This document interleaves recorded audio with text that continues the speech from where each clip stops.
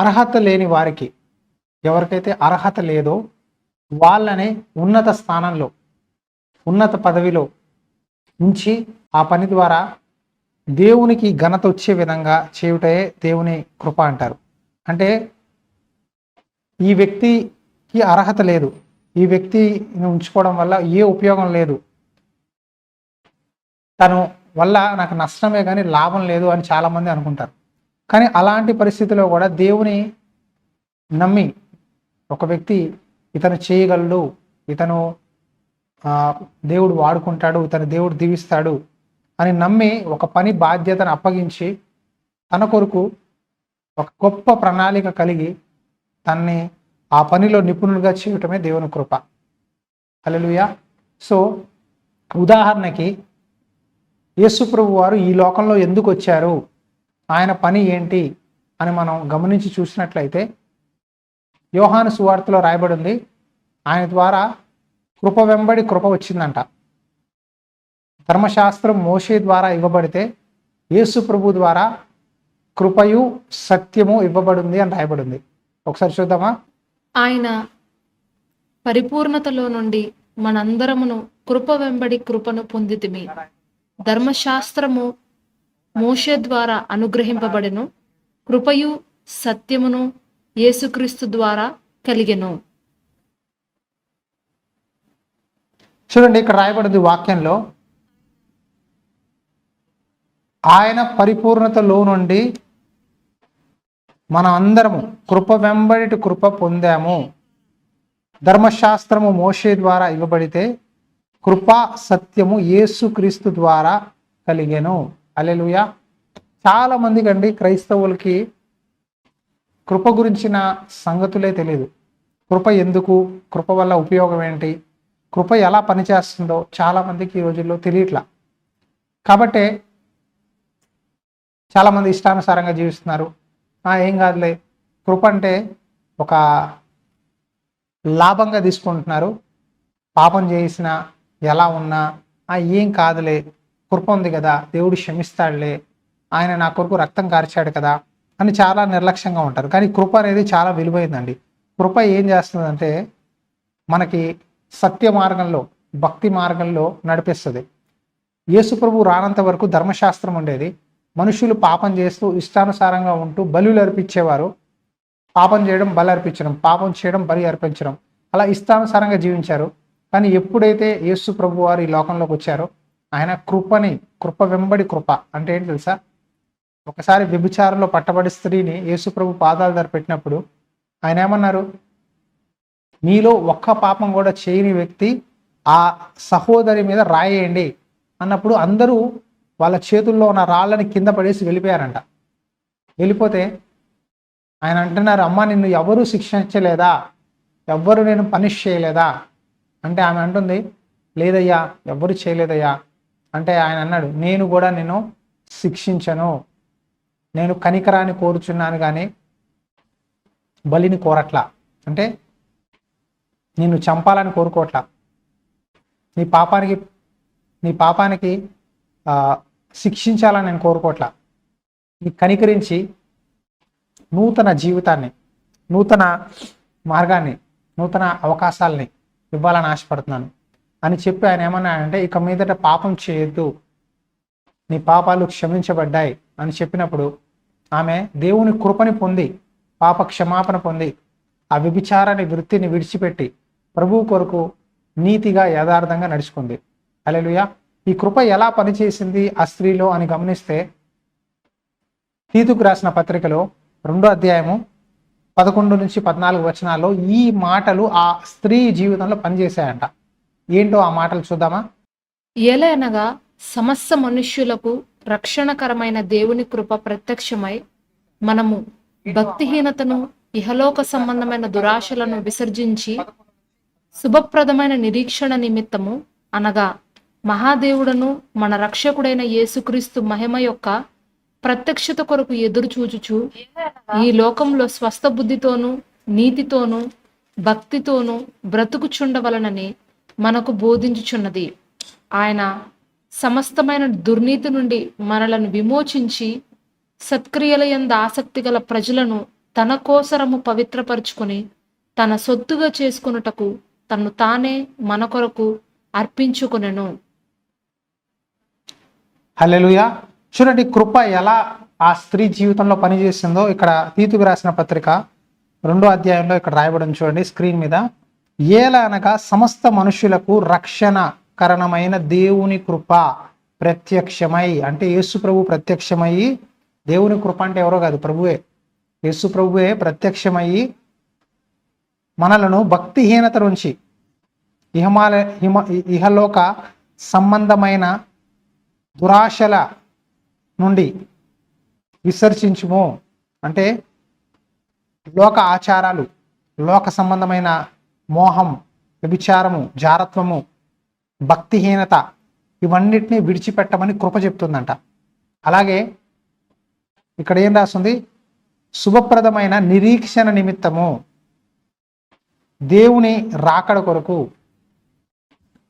దేవుడు అంటున్నాడండి ఇక్కడ, దేవుని కృప ఆ స్త్రీ జీవితంలో ఎలా పనిచేసిందంటే, ప్రభువారు అన్నారు, అమ్మా ఇంక మీదట పాపము చేయొద్దు అన్నప్పుడు ఆమె ఏం చేసిందంటే పాపాన్ని విడిచిపెట్టింది. పాపాన్ని విడిచిపెట్టుటకు ఆమెకి ఏం సహాయం చేసింది పాస్టర్ గారు అంటే, దేవుని కృప. యేసు ప్రభు ప్రత్యక్షమయ్యాడు, దేవుని కృప ప్రత్యక్షమయ్యి, దేవుని కృప మీ జీవితాల్లో, అంటే యేసు ప్రభు మీ జీవితాల్లో ఎన్కౌంటర్ అయితే, యేసు ప్రభువుని మీరు ముఖాముఖిగా ఆయన స్వరాన్ని వింటే, ఆయన వాక్యాన్ని వింటే, ఆయన చెప్పేది ఏంటంటే భక్తిహీనతని, ఇహమాలితమైన అంటే మలినం చేసుకోకుండా శరీరాన్ని, ఆత్మని, తలంపుల్ని, లోకాచారాల్ని మిమ్మల్ని మీరు పరిశుద్ధపరుచుకుంటూ దేవుని కృప కొరకు వెయిట్ చేయండి అని చెప్తున్నాడు. దేవుని కృప కొరకు వెయిట్ చేయడం అంటే నీతిగా, ధర్మంగా నడుచుకొని, ఇంద్రియ నిగ్రహ ఆత్మ కలిగి సత్య మార్గంలో భక్తిగలత జీవితాన్ని జీవించడమే దేవుని కృప అంటారు. అంటే చాలామంది ఈ రోజుల్లో కృప మీద తప్పుడు బోధలు చేస్తున్నారు. ఏంటో తెలుసా, కృపకాలంలో ఉన్నాం, ఎలాగైనా జీవించు, ఎన్ని పాపాలైనా చేయి, చర్చికి రా, పాపాలు ఒప్పుకో, ప్రభు బొల్లలో పాల్గొను, ఆయన ప్రేమించే తండ్రి, ఆయన శిక్షించే తండ్రి కాదు, నువ్వు ఎలాగైనా ఉండు, ఏం కాదు, వ్యభిచారం చేయి, అబద్ధాలాడు, తాగు, తందనాలాడు, ఇష్టానుసారంగా ఉండు, మళ్ళా మందిరానికి రా, ఆదివారం క్షమాపణ అడుగు, అయిపోయింది, దేవుడు క్షమించేస్తాడు. ఈ లోకంలో ఎవరు పర్ఫెక్ట్ కాదు, ఎవరు సరైనగా లేరు. బైబిల్లో రాయబడింది, ఒక్కడు నీతిమంతుడు లేడు అని రాస్తుంది. మనం నీతిమంతులు కాలేము, కాబట్టి మనకి కృప కావాలి. కాబట్టి కృప ఏం చేస్తుందంటే ఎప్పటికప్పుడు నేను కడిగేస్తూ ఉంటుంది అనే బోధ చేస్తారు.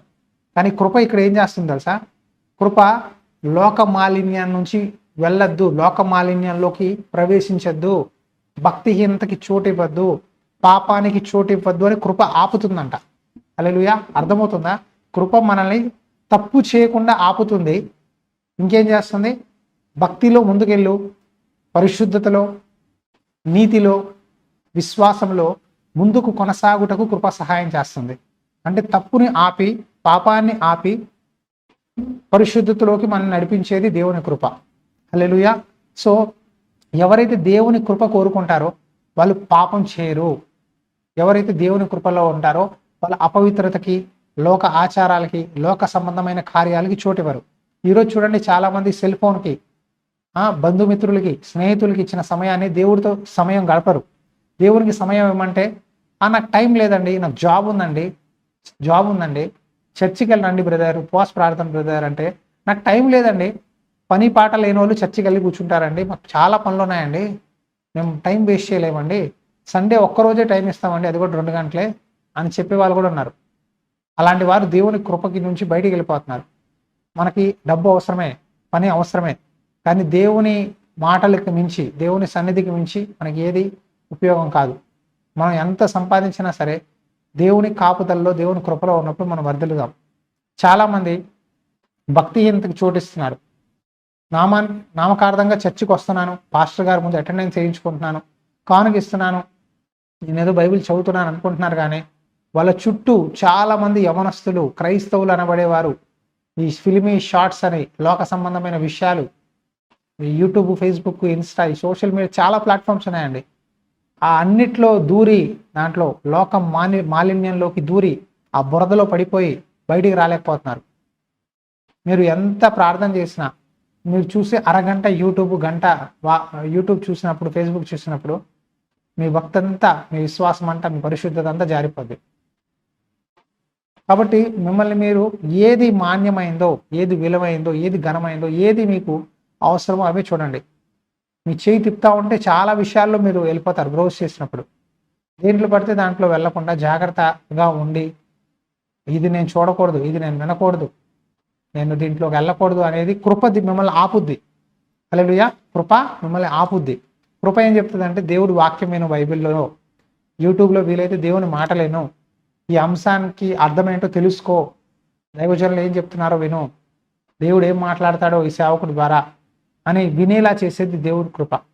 మీరు దేవుని కృపలో ఉంటే మీరు భక్తిలో ఎదుగుతూ ఉంటారు. చాలామందికి తెలియదు. దేవుని కృపని పాపం కొరకు వాడుకుంటారు, పాప క్షమాపణ కొరకు, పశ్చాత్తాపం కొరకు వాడుకుంటారు. కానీ దేవుని కృప ఆధ్యాత్మికంగా ఎదగడానికి సహాయం చేస్తుందంట. దేవుని కృప యేసు ప్రభుతో మిమ్మల్ని ఏం చేస్తుంది? ఒకటిగా కలుపుద్దంట దేవుని కృప. దేవుని కృప మిమ్మల్ని పరిశుద్ధతలోకి నడిపిస్తుంది. దేవుని కృప మిమ్మల్ని మహిమ నుంచి అధిక మహిమలోకి ప్రవేశించే విధంగా, మీరు మోకాలు వేసి ప్రార్థించినప్పుడు పరలోక రాజ్యంలో మీరు దేవుని స్వరాన్ని వినే విధంగా, దేవుని చూసే విధంగా దేవుని కృప మీకు సహాయం చేస్తుందంట.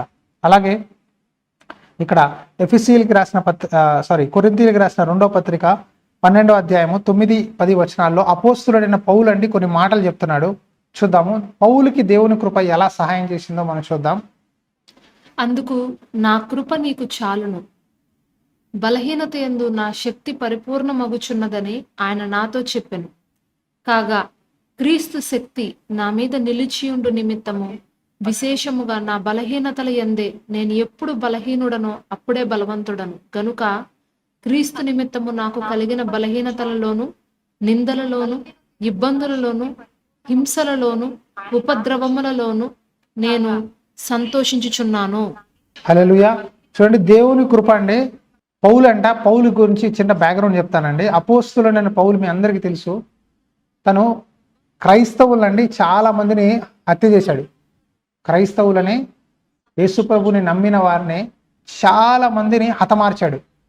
తను దమస్కు మార్గంలో వెళ్ళినప్పుడు పేతురుని, శిష్యుల్ని పట్టుకోవాలి, చెరసాల్లో వెయ్యాలి, చంపాలి అని ఆలోచించే సమయంలో గుర్రం మీద దమస్కు మార్గంలో వెళ్ళినప్పుడు యేసు ప్రభు వారు ఆయన దర్శించి, సౌలా సౌలా, నువ్వు నన్ను ఎందుకు హింసిస్తున్నావు?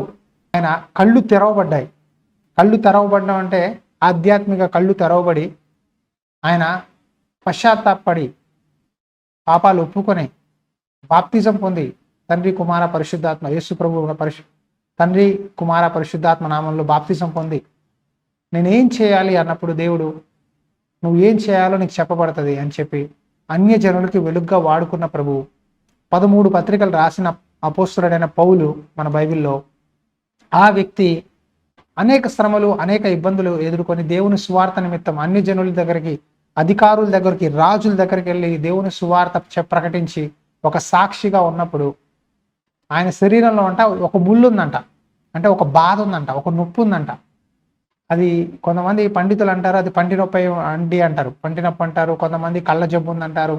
మరి ఇక్కడైతే వివరించబడలేదు అతని బాధ ఏంటో. చరిత్ర చూస్తే చరిత్రకారులు రాస్తారు. మరి ఆ మాటలు పక్కన పెడితే తన శరీరంలో ఒక బాధ ఉంది. ఈ బాధ నుంచి నన్ను విడిపించు అని ముమ్మారు ప్రార్థించాను అని రాస్తుంది. ఎన్నిసార్లు 3 సార్లు ప్రార్థించాడంట. దేవా నాకు ఈ నొప్పి నుంచి విడిపించు, నేను తట్టుకోలేకపోతున్నాను, ఈ బాధ నుంచి విడిపించు అన్నప్పుడు దేవుడు నా కృప నీకు చాలు, నీ బలహీనతలో నా కృప నిన్ను బలపరుస్తున్నది. మనం ఎప్పుడైతే బలహీనంగా ఉంటామో సాతాను అంటాడు, నువ్వు చెయ్యలేవు, నీ వల్ల కాదు, నీకు సాధ్యం కాదు, నువ్వు ఉద్యోగం సంపాదించలేవు, నీకు పిల్లలు కలగరు, నువ్వు ఇల్లు కట్టలేవు, నీ పిల్లల వివాహం జరగదు, నీకు ఆ జాబ్ రాదు, నీ అప్పు తీరదు అని సాతాను అనేక సార్లు మిమ్మల్ని ఏం చేస్తాడంటే మిమ్మల్ని వీక్ చేస్తూ ఉంటాడు.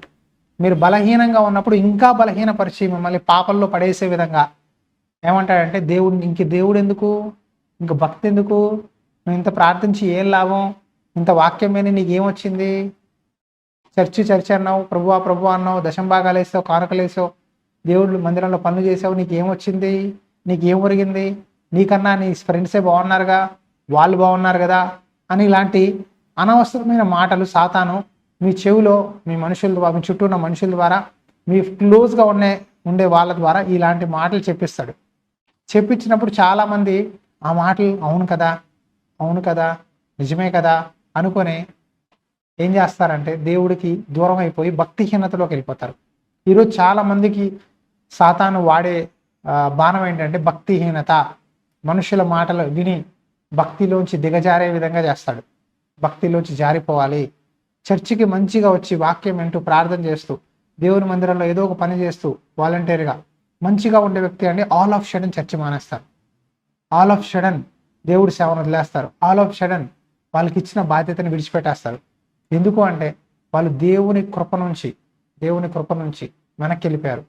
ఆల్ ఆఫ్ సడన్ జరిగిందంటే దాని వెనకాల సాతాను ఎవరినో ఒక వ్యక్తిని పెట్టి వాళ్ళని స్లో పాయిజన్ లాగా రోజు కొంచెం దేవుడి మీద నెగిటివ్గా ఆయాసకరంగా చెడ్డగా ఇలాంటి మాటలు మాట్లాడించి వాళ్ళని రోజు క్రమక్రమంగా భక్తిలోంచి వెనక్కి జారిపోయే విధంగా చేస్తాడు.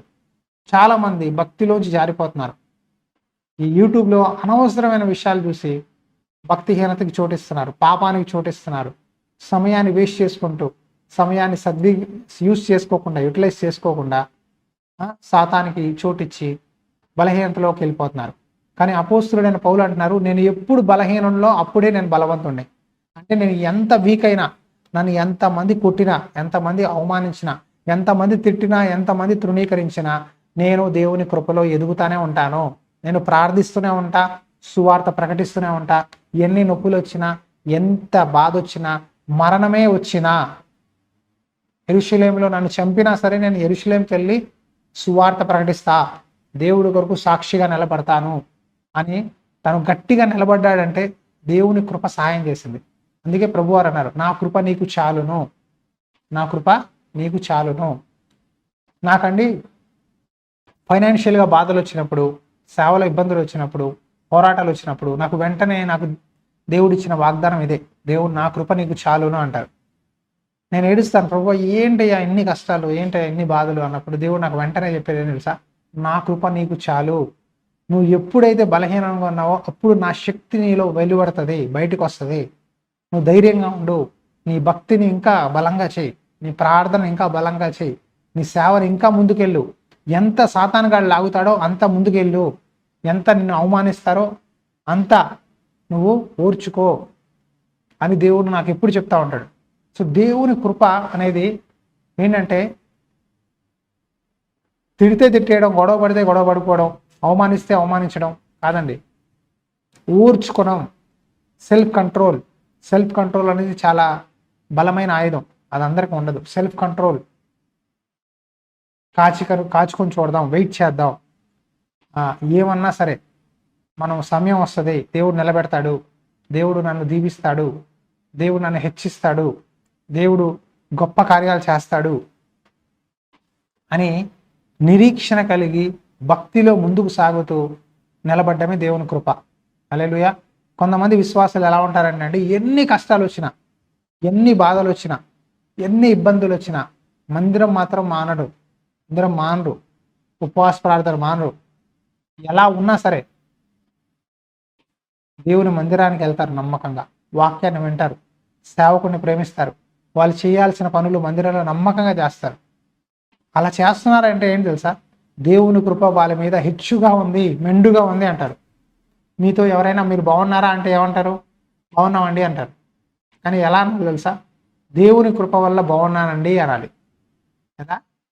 ఎలా అంట, దేవుని కృప వల్ల నేను బాగున్నాను brother, by God's grace I'm good అనాలి.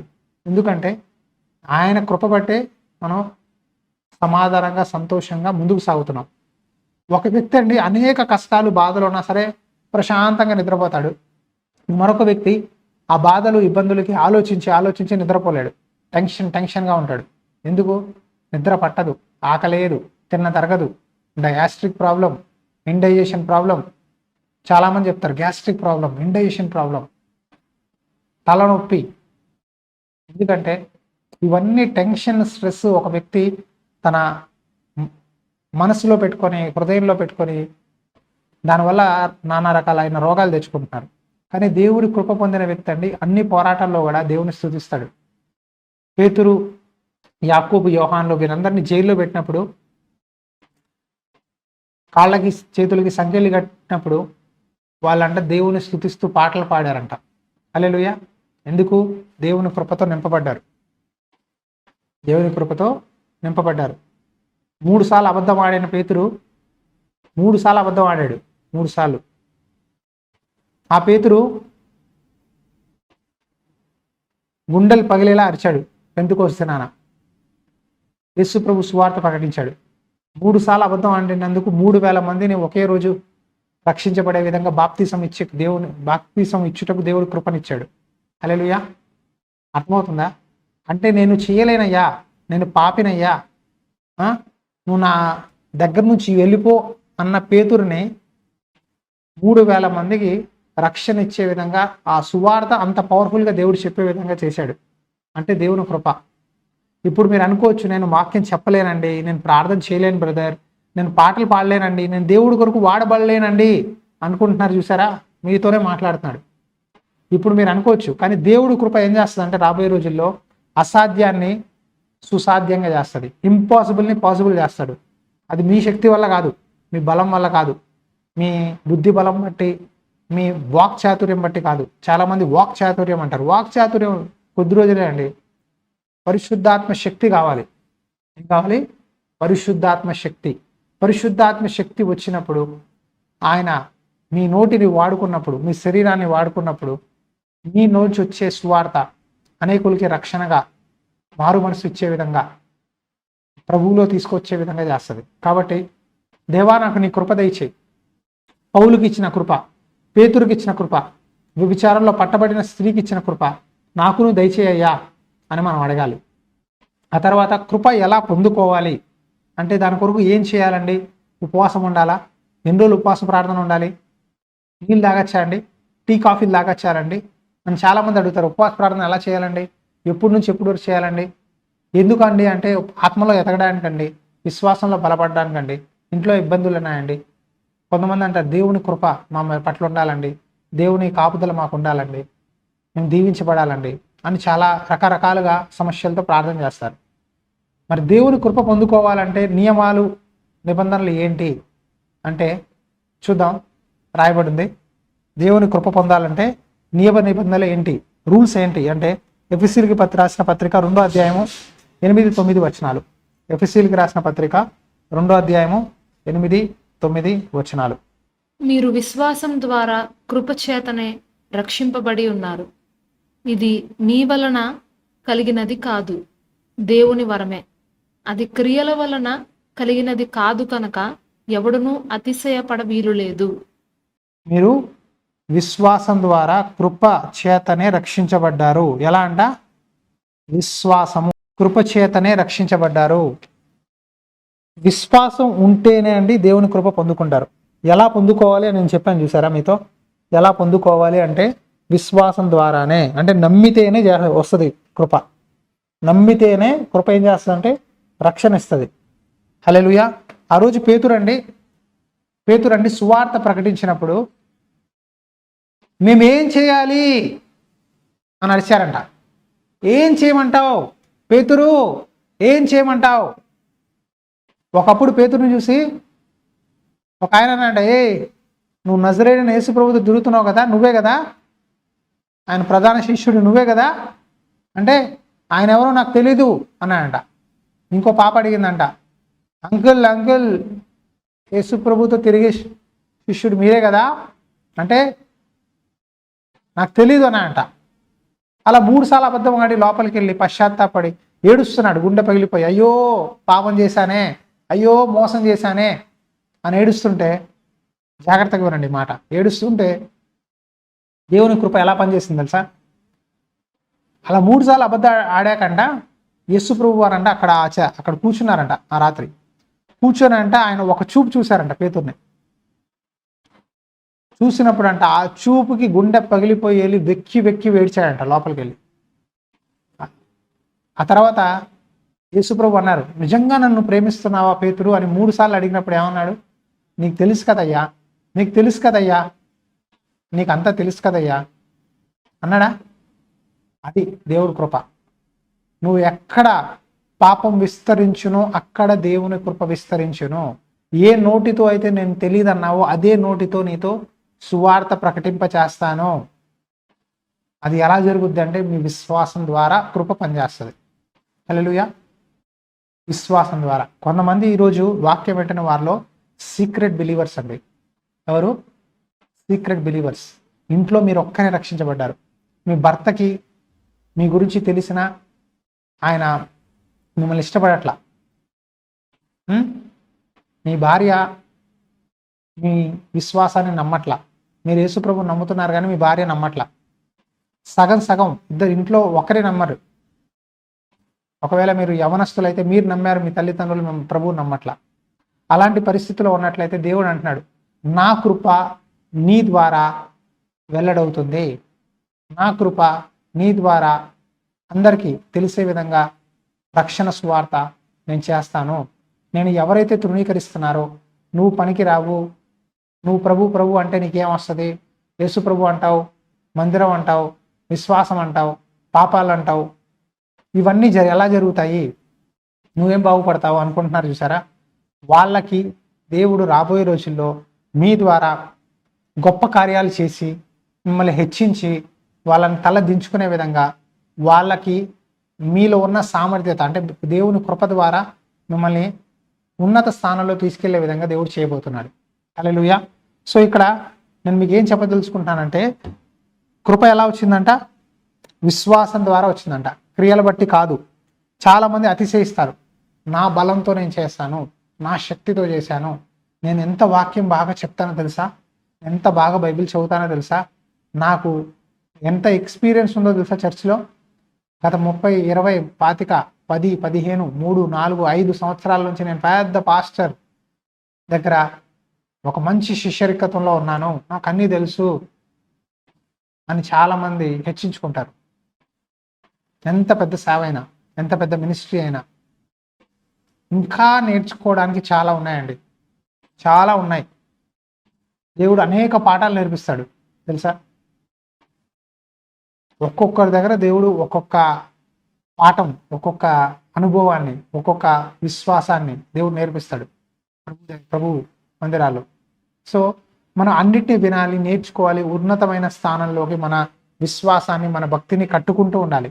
చాలామంది అనుకుంటారు, నాకు ఈ పాస్టర్కే అంత తెలుసు, ఇంకా మిగతా ఎవ్వరందరికీ తెలియదు, ఈ పాస్టరే హీరో, మిగతా వాళ్ళందరూ జీరో అంటారు. అలా అనకూడదు. దేవుడు ఒక్కొక్క సేవకుడికి ఒక్కొక్క వరాన్ని ఇచ్చాడు. వారి వారి వరాన్ని బట్టి, వారి వారి తలాంతులు బట్టి వాళ్ళు వాడబడుతున్నారు. సో మనం వాళ్ళ తలాంతుని, వాళ్ళ వరాన్ని గుర్తించి, అభిషక్తుల్ని గమనించి, వాళ్ళ దగ్గర ఉన్న విశ్వాసాన్ని, వాళ్ళ దగ్గర ఉన్న ఆ పరిశుద్ధతని, అభిషేకాన్ని నేను కూడా పొందుకోవాలి, నేను కూడా ఇంకా బలపడాలి అని మనం ప్రోత్సాహంగా తీసుకొని ముందుకెళ్ళాలి. ఇప్పుడు కూడా శరీర కార్యాలు పెట్టి అతిశయించకూడదు. చాలామంది అతిశయిస్తారు. సేవకుల్లోనే ఇది ఒక పెద్ద రోగంలా ఉంది, ఒక డిసీజ్ అండి. ప్రతి సేవకుడు ఎవరైతే చాలా పలుకుబడి వచ్చి పేరు ప్రఖ్యాతులు వచ్చి ఉన్నవారు అనుకుంటారు, నాకే బాగా తెలుసు, నాకున్న బైబిల్ నాలెడ్జ్ ముందు వాళ్ళకేం తెలుసు, వాళ్ళ బచ్చాలు, పిల్లకాయలు, నేను బైబిల్ పండితుడినే అని చాలామంది ఆ జడ్జిమెంటల్ మైండ్తో ఉంటారు. క్రిటిసిజం అంటారు కదా, జడ్జిమెంటల్ మైండ్ సెట్తో ఉంటారు. అలా ఉన్నప్పుడు పరిశుద్ధాత్మ దేవుడు మీలో పనిచేయడు, మీరేం నేర్చుకోలేరు. ఎంత పెద్ద సేవకులైనా, ఎంత పెద్ద విశ్వాసులైనా మన జీవితంలో ప్రతి ఒక్క చిన్న సేవకుడు, చిన్న మందిరం అయినా పెద్ద మందిరం అయినా, ప్రతి ఒక్కరి దగ్గర ఒక ప్రత్యేకత ఉంటుంది. మనం నేర్చుకోవాలి, అలవర్చుకోవాలి, మనం మార్చుకోవాలి. కృప విశ్వాసం ద్వారా దొరికిందే కానీ శరీర కార్యాలు బట్టి కాదు. దాన్ని బట్టి ఇది ఎవరు అతిశయించకూడదు. ఈరోజు నేను బాగున్నాను ఆత్మలో, ఈరోజు నేను మంచి సేవ చేస్తున్నాను అని మనం అనుకుంటే దేవుని కృప ఓకే. అలా అని మనం జీవితాంతం ఉంటామని కాదు. ప్రతిరోజు మనం భక్తిలో, విశ్వాసంలో ప్రార్థన చేసుకుంటూ నమ్మకంగా ఉంటే దేవుడు బలపరుస్తాడు. ఆ తర్వాత చాలామంది అండి దేవుడు పని చేసేవారు చాలా మందిరాల్లో ర్యాష్గా, ఈ లేవీయులు, పరిచారకులు అంటారు చూసారా, వాలంటీర్స్, వాళ్ళు మంచి సేవ చేస్తారు మందిరాల్లో, కానీ బయట వాళ్ళ సాక్ష్యం బాగోదు. వాళ్ళు ఒకవైపు మ్యూజిక్ ఇన్స్ట్రుమెంట్స్ వాయిస్తారు, పాటలు పాడతారు, మరొక వైపు సినిమాలకు వెళ్తారు, మరోవైపు లోక కార్యాల్లో, లోక పద్ధతుల్లో, ఆచారాల్లో పాల్గొనే వాళ్ళు ఉంటారు. కాబట్టి అలాంటి వారికి ఈరోజు యవనస్తులకి చెప్పాలండి. ఎందుకంటే యవనస్తులు పాడైపోతున్నారు. యవనస్తులు సగం లోకంలో, సగం దేవుల్లో ఉంటున్నారు. మంచి మంచి యవనస్తులు, దేవుడి ద్వారా పిలువబడిన వారు వ్యభిచారానికి, జారత్వానికి, తాగుబోతనానికి, డ్రగ్స్కి అలవాటైపోయి దేవునికి దూరం అయిపోతున్నారు. తర్వాత వాళ్ళు వచ్చి, పాస్టర్ గారు నేను ఈ పాపంలో పడిపోయానండి, ఏం చేయమంటారండి, క్షమించండి అంటే, ఏం కాదమ్మా, దేవుడి కృప నీకు సాయం చేస్తుంది, ఓకే అంటే వాళ్ళు ఓకే పాస్టర్ గారు క్షమించేశారు, అంటే దేవుడు ఒప్పేసుకున్నాడు కాబట్టి నేను ఎలాగైనా ఉండొచ్చు అనే ఒక అలుసు అయిపోతుంది కదా. ఆ అలుసు ఇవ్వకూడదు. మనం చెప్పాలి, ఓకే ఇది అయ్యింది, కానీ మరొకసారి జాగ్రత్తగా ఉండు. తెలిసి చేయకపోతే అండి కొన్ని దెబ్బలే, తెలిసి పాపం చేస్తే అనేక దెబ్బలు పడతాయి. చాలామంది ఈరోజు క్రైస్తవులు అనేపడేవారు తెలిసే చేస్తున్నారు. తెలిసే క్రైస్తవులు విడాకులు తీసుకుంటున్నారు, తెలిసే క్రైస్తవులు కొట్లాటలు చేస్తున్నారు, తెలిసే దేవుని నామాన్ని అవమానపరిచే విధంగా ప్రవర్తిస్తున్నారు. అలాంటి వారిని మనం ఎప్పుడు ప్రోత్సహించకూడదు. తెలియకుండా చేశాడా, క్షమించు, వాళ్ళకి చెప్పు, నేర్పించు. తెలిసి చేసిన వాడికి మనం ఎంత చెప్పినా వాడు వినడు. లూప్ హోల్స్ చూసుకుంటారు. చట్టంలో అండి, న్యాయంలో అంట పెద్ద పెద్ద డబ్బున్న వాళ్ళు, రాజకీయ నాయకులు ఏదైనా శిక్షకి వాళ్ళు గురైనప్పుడు, శిక్షించబడినప్పుడు వాళ్ళు దాంట్లోంచి బయటికి రావడానికి బెయిల్ అనేది తీసుకుంటారు. ఆ బెయిల్ తీసుకోవడానికంట నానా ప్రయత్నాలు, లూప్ హోల్స్ చూస్తారట. చట్టాలలో, సెక్షన్స్లో ఏ దారిలోంచి, ఏ దొడ్డి దారిలోంచి బయటికి రావచ్చు, ఏ దొంగ దారిలోంచి బయటికి రావాలి, ఏ సెక్షన్ వాడుకొని నేను అనుకూలంగా మార్చుకోవాలి అని ఇలా అనుకొని కొంతమంది అనారోగ్యంతో ఉన్నాము, మా కళ్ళు కనిపెట్లా, మా కిడ్నీ ప్రాబ్లము, గుండె నొప్పి, ఇండైజెషను, దోమలు గుట్టాయి, అది ఇది అని 100 కారణాలు చెప్పి బయటికి రావడానికి డబ్బులు ఇచ్చి లాయర్లు పెట్టుకొని, పిటిషన్లు పెట్టుకొని, ఎన్ని లక్షలైనా ఖర్చు పెట్టి ఆ లూప్ హోల్స్ పెట్టుకొని బయటికి రావడానికి ప్రయత్నిస్తారు కదా. సో ఈరోజు చాలామంది అదే దేవుని కృపను అడ్డంగా పెట్టుకొని ఇష్టానుసారంగా జీవిస్తూ దేవుణ్ణి అవమానపరచడానికి చూస్తున్నారు. మన సాక్ష్యం సరిగా లేకపోతే, మన భక్తి సరిగా లేకపోతే ఎవరు నమ్మరు ప్రభువుని. మన సాక్ష్యం సరిగా ఉండి మన భక్తిలో మనం ముందుకు వెళ్తా ఉంటేనే వాళ్ళు అర్థం చేసుకుంటారు. ఎన్ని కష్టాలు వచ్చినా అపోస్తులుడైన పౌలు వలె ఈ బ్రదర్ నిలబడ్డాడు, ఈ సిస్టర్ నిలబడింది, వీళ్ళ దేవుడు గొప్పవాడు, వీళ్ళ విశ్వాసం గొప్పది అని వాళ్ళు నమ్ముతారు. మీ విశ్వాసాన్ని కాపాడుకోండి. అంత్యదినాల్లో ఉన్నాం.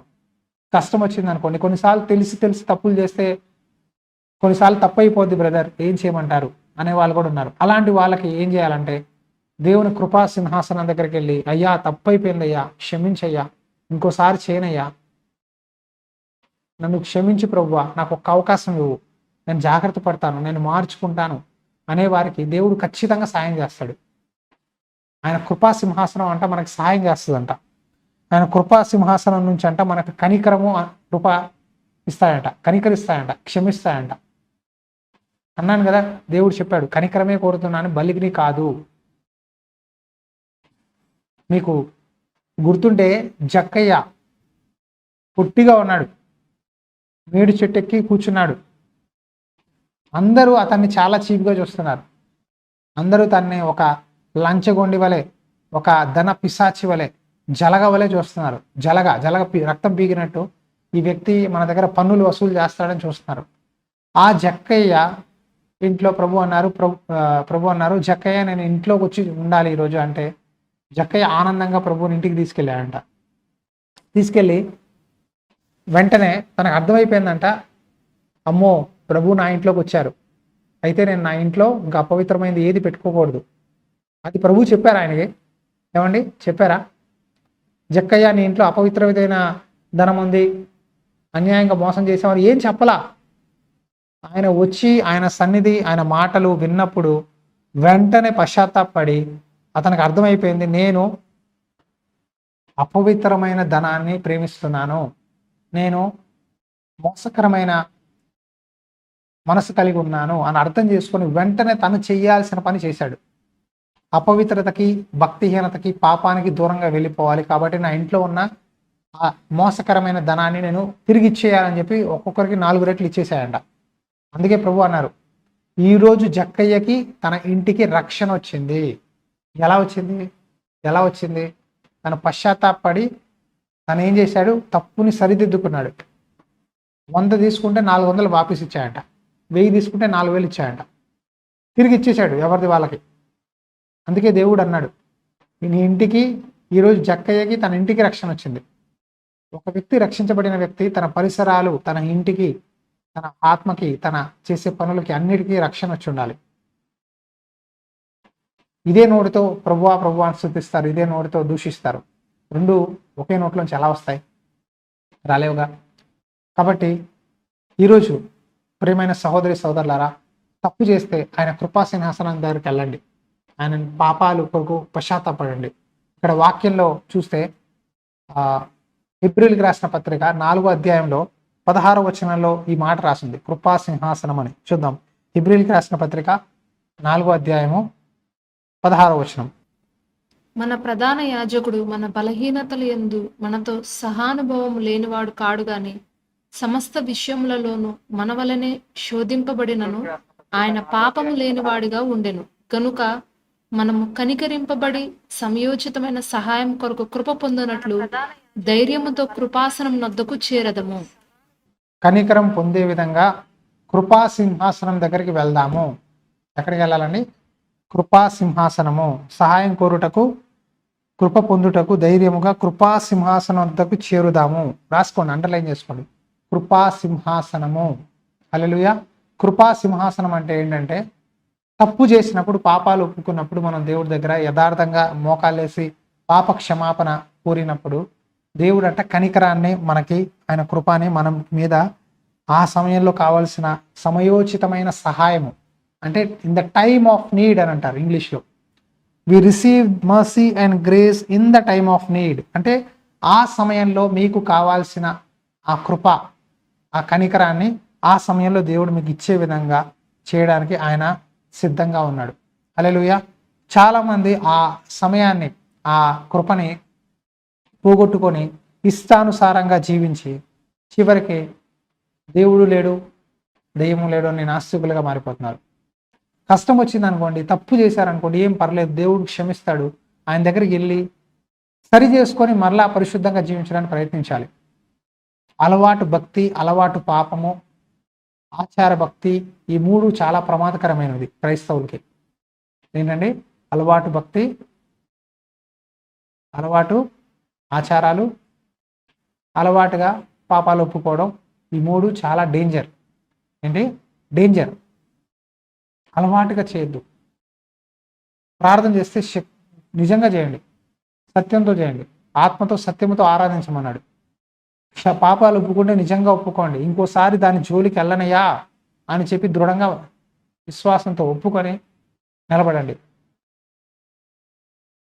దేవుడు ఈరోజు వెతుకుతున్నాడు ఎవరిని నేను వాడుకోవాలా అని. దేవుడికి పర్ఫెక్ట్ గొప్పవాళ్ళు, జ్ఞానవంతులు, ధనవంతులు కాదు కావాల్సింది. విద్య లేని పామరులు, ధనం లేని వారు, బలహీనలని ఎన్నుకొని ఆయన ఒక బలమైన కార్యాలు చేశాడు. యేసు ప్రభు వారితో ఉన్న శిష్యులను చూస్తే చాలామంది చదువు లేనివారు, చేపలు పట్టేవారు, ఒకరో ఇద్దరు ఈ చదువు వచ్చి ట్యాక్స్ కలెక్ట్ చేసే వాళ్ళుగా ఉన్నారు. మత్తయ్య, యూదా ఇస్కరియోతు తప్ప మిగతా వాళ్ళందరూ సామాన్యులే. సామాన్యులని ఎన్నుకొని ఆయన గొప్ప కార్యాలు చేశాడు. ఈరోజు దేవుడు మీ బలాన్ని, మీ శక్తిని, మీ జ్ఞానాన్ని కోరుకోవట్లా. మీ తగ్గింపుని, మీ సమర్పణ. ఏంటండి? సమర్పణ. కష్టం వచ్చినప్పుడు ఈ వ్యక్తి నన్ను వాడు వెతుకుతాడా, మనుషుల్ని వెతుకుతాడా, బాధ వచ్చినప్పుడు తను ఎలా ప్రవర్తిస్తాడు, ఎలా ఉంటాడు అని దేవుడు గమనిస్తాడు. ఎప్పుడైనా సరే కష్టం వచ్చినప్పుడు, బాధ వచ్చినప్పుడు ఆ కృపా సింహాసనం దగ్గరికి వెళ్ళి, దేవా నాకు నీ కనికరం కావాలి, నాకు నీ సహాయం కావాలి. సమయోచితమైన సహాయం అంటే ఏంటి తెలుసా? సరైన సమయంలో మంచి సలహా ఇచ్చే వ్యక్తిని మంచి అడ్వైజర్ అంటాం. అలాగే కష్టం వచ్చినప్పుడు మంచి మాటలు చెప్పి మిమ్మల్ని బలపరిచి విశ్వాసంలో కొనసాగే విధంగా చేసేది దేవుని కృప. సో దేవుని కృప ఎలా పనిచేస్తుంది అనే ప్రశ్నకి నేను చాలా విషయాలు చెప్పాను. దేవుని కృప మనలో విశ్వాసం పెంచుద్ది. దేవుని కృప భక్తిహీనత నుంచి విడిపిస్తుంది, లోక మాలిన్యం నుంచి తప్పిస్తుంది. దేవుని కృప పరిశుద్ధతలోకి నీతిలోకి, యథార్థతలోకి నడిపిస్తుంది. దేవుని కృప పాపం చేయడానికి కాదు, కానీ దేవుని కృప పరిశుద్ధంగా జీవించడానికి సహాయం చేస్తుంది. దేవుని కృప పడిపోయిన వారిని తిరిగి లేపుద్ది.